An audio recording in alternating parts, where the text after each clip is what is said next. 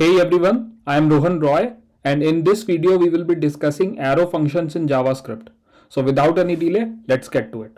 Arrow functions were introduced in ES6 or ECMAScript 2015 and have become one of the most popular ways of writing function expressions in JavaScript. They are concise, easy to read, and provides a few useful features. What are arrow functions?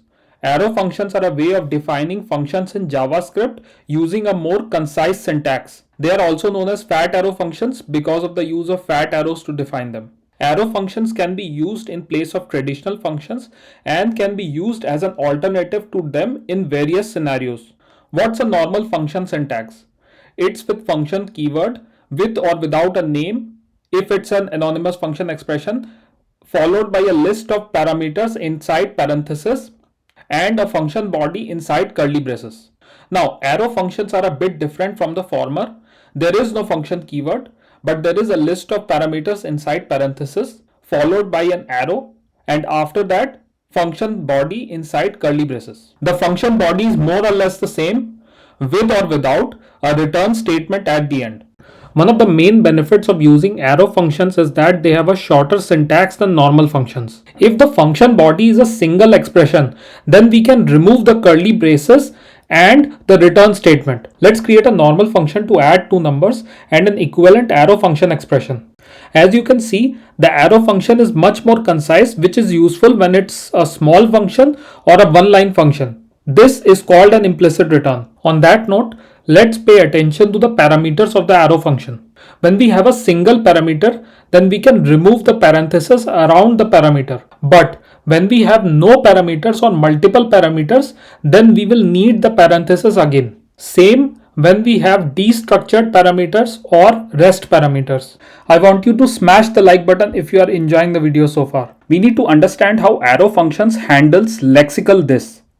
But for that we need some context. So let's define an object called investment with principal, rate of interest, time, and a function called calculate simple interest. We will keep this a normal function. When we call the simple interest function, it calculates the correct interest value.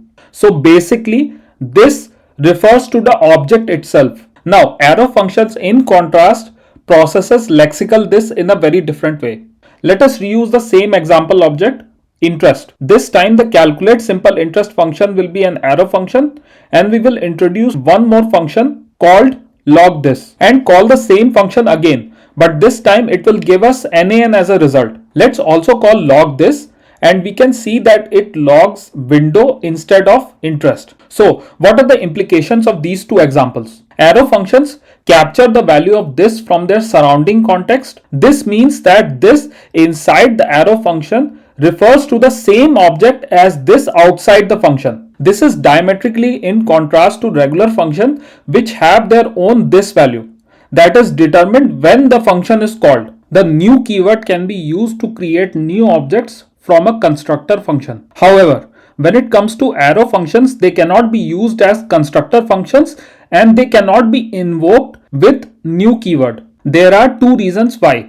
The first is this binding. One of the key features of the constructor functions is that they have their own this context that is bound to the new object that is being created. This allows you to initialize the properties of the new object by assigning values to this. However, arrow functions do not have their own this context, so you cannot use them to create new objects. Second, missing constructor method. In order for a function to be used as a constructor, it must have a constructor method in its property prototype. This method is what creates the new object and binds this to it. However, arrow function do not have a constructor method.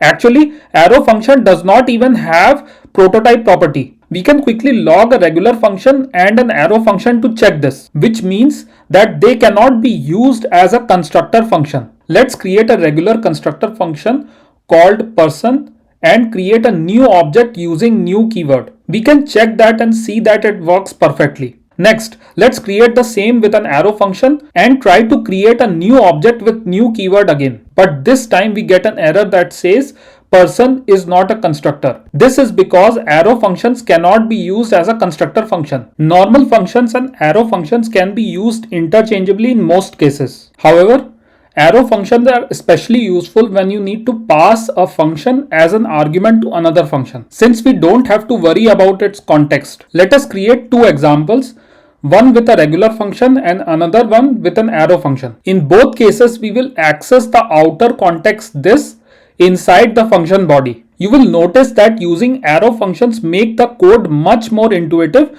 and easier to read. Another popular usage of arrow functions are when we want to create immediately invoked function expressions. So in summary, we discussed what functions are, their smaller and more concise syntax, implicit return for a function body with a single expression, and ways to define its parameters, how it handles lexical this in a very different way from a regular function, and how they cannot be used as constructor function to create new objects. Normal functions and arrow functions both have their own advantages and disadvantages. It's important to understand the differences between the two and choose the right one for the task at hand.